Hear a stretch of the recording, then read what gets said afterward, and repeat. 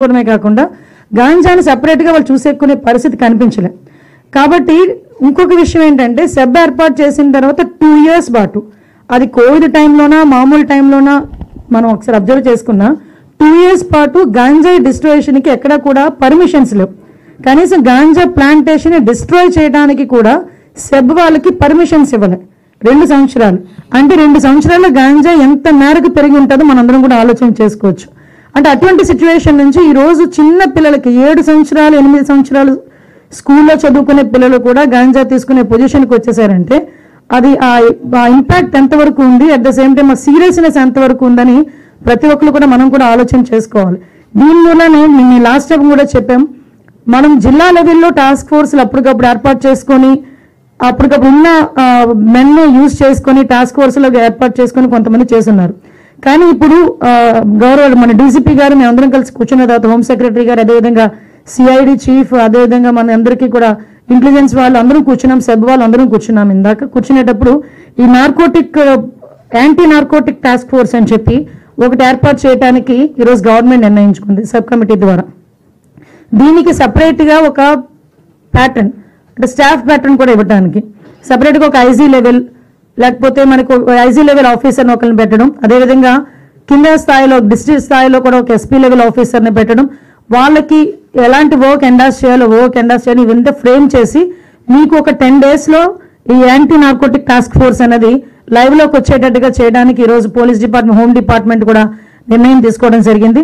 అదేవిధంగా ఇప్పుడు వాళ్ళతోనే ఇప్పుడు అదే కాకుండా వాళ్ళకి సంబంధించిన పూర్తి రైట్స్ ఏ రకంగా చేయాలి ఒక toll free number last time కూడా చెప్పాం. ఈ రోజు వరకు మీరు అబ్జర్వ్ చేసుకుంటే ప్రతి జిల్లాలోని కూడా ఎస్పీ లెవెల్ ఆఫీసర్స్ దగ్గర సిపి లెవెల్ ఆఫీసర్స్ దగ్గర ఒక్కొక్క టోల్ ఫ్రీ నెంబర్స్ ఉన్నాయి. కానీ స్టేట్ లెవెల్లో ఒకే టోల్ ఫ్రీ నెంబర్ ఇవ్వడానికి ఈరోజు సిద్ధపడ్డాం. టోల్ ఫ్రీ నెంబర్ ఇచ్చి రివార్డు కూడా అంటే వాళ్ళు పట్టించిన గంజాయి మోతాదుని బట్టి వాళ్ళకి రివార్డు ఇవ్వడానికి కూడా గవర్నమెంట్ ఈరోజు మన సబ్ కమిటీలో నిర్ణయం తీసుకోవడం జరిగింది. అది కూడా as early as possible 1 week లో యాజ్ ఎర్లీ యాజ్ పాసిబుల్ వీలైతే 1 week లోపలే ఆ టోల్ ఫ్రీ నెంబర్ కూడా మేము ప్రజలందరికీ కూడా కన్వీనియంట్ గా ఉండే నెంబర్ కూడా ఇస్తాం. అదేవిధంగా అందులోని కూడా ఎందుకంటే మేము పర్టికులర్ గా చెప్తున్నామండి, చాలా మంది కుటుంబంలో ఉన్న తల్లిదండ్రులు వాళ్ళ పిల్లలు గంజాయి తీసుకుంటున్నారు అని చెప్పడానికి భయపడుతున్నారు. ఎందుకంటే సొసైటీలో వాళ్ళని ఏ రకంగా చూస్తారు అని చెప్పి బెంగపడుతున్నారు. అలాగని బయటకు వచ్చి నా పిల్లలు గంజాయి తీసుకుంటున్నారు అని చెప్పలేకపోతున్నారు. అలాగని వాళ్ళని తీసుకెళ్లి ఏ రీహాబిలిటేషన్ సెంటర్లోని కూడా పెట్టే పరిస్థితులు కూడా కనిపించట్లే. ఈరోజు హెల్త్ డిపార్ట్మెంట్ వాళ్ళతో కూడా మాట్లాడాం. ఈ డీ అడిక్షన్ సెంటర్స్ కానీ ఇప్పుడు ఫర్ ఎగ్జాంపుల్ వైజాగ్ లోనే చూసుకుంటే ఒక కేజీహెచ్ లో డీ అడిక్షన్ సెంటర్ ఉంది. అక్కడ కనుక వాళ్ళు ఓపీలో వచ్చిన తర్వాత అక్కడ నుంచి వాళ్ళు తిరిగి మనకి మెంటల్ హాస్పిటల్ ఏదైతే ఉందో అక్కడికి పంపించుకుంటారు. అలా కాకుండా ఈరోజు నేను మొన్న వైజాగ్ సెంట్రల్ ప్రెసిడెంట్ కూడా మేము చూస్తున్నాం. అక్కడున్న హాస్పిటల్స్ లోపల కూడా ఈ రీహాబిలిటేషన్ సెంటర్స్ ఏర్పాటు చేయడానికి కూడా ఒక ప్రపోజల్ అయితే ఈరోజు సబ్ కమిటీలో ఒక చర్చ అయితే జరిగింది. దాన్ని ఎలా ఇంప్లిమెంట్ చేయాలి ఏంటన్నది దాని మీద కూడా దృష్టి పెట్టుకునే పరిస్థితి.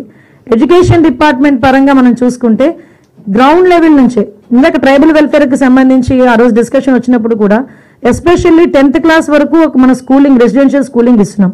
బట్ ట్రైబల్ దగ్గరికి వచ్చేసరికి +2 వరకు కూడా నిర్బంధంగా మనకు ఆ విద్యను కూడా మనం అందించగలిగితే అంటే 10th class పాస్ అయిన తర్వాత ఇంటర్మీడియట్ కి కాలేజెస్ లేక కొంతమంది వీటిని డైవర్ట్ అవ్వడం, తర్వాత కొంచెం స్కిల్ డెవలప్మెంట్ సెంటర్స్ అనేది ఏర్పాటు చేయడం, ఇలాంటి వాటి అన్నిటి మీద అంటే ఒకటేంటంటే ఎక్కడ జరుగుతుంది రూట్ని కొంచెం మనం కనుగోవాలి, అక్కడి నుంచే మన చర్యలు అనేవి స్టార్ట్ చేయాలి అనే ఒకే ఒక కాన్సెప్ట్ మీద ఇంత ఇన్డెప్త్ గా దీని మీద చర్చ జరగడం జరిగింది. నాకు తెలిసి ఒక గంజాయి మీద డ్రగ్స్ మీద ఒక సబ్ కమిటీ ఏర్పాటు చేసుకొని ఇంత మేరకు ఇంత ఇన్డెప్త్ గా చర్చించుకున్న ఏకైక గవర్నమెంట్ కూడా ఇదేనేమో. నిజంగా ఈ విషయం మనందరం కూడా తెలుసుకోవాలి. అట్ ద సేమ్ టైం మనందరికీ తెలుసు ఇప్పుడు వరకు ఒక లెవెల్లో మనం ఆలోచించాం. ఎంతవరకు నేను మన సబ్ జైలుకి సెంట్రల్ జైలుకి వెళ్ళినప్పుడు విజిట్ చేసినప్పుడు అందరూ ఎస్టీస్, మాక్సిమం 80% ఎస్టీస్ ఉన్నారు. వాళ్ళందరూ కూడా ఏంటంటే మాక్సిమం క్యారియర్స్ అంటే 10,000కి 5,000కి ఆ ప్యాకెట్ అక్కడ నుంచి తీసుకెళ్ళి అక్కడ పెట్టమంటే వాళ్ళే మాక్సిమం దొరికారు. వాళ్ళకి కూడా 11 నెలలు 12 నెలల నుంచి బెయిల్ ఇచ్చే వాళ్ళు కూడా ఎవరూ లేక కుటుంబాలన్నీ బయట ఉండిపోయినా కూడా అక్కడ వాళ్ళు చాలా ఇబ్బందులు పడే పరిస్థితి అయితే కనిపించింది. 11 నెలలు 12 నెలల నుంచి రిమాండ్ ఖైదీలుగా చిన్న పిల్లలు నేను చూస్తే ఆశ్చర్యపోయాను.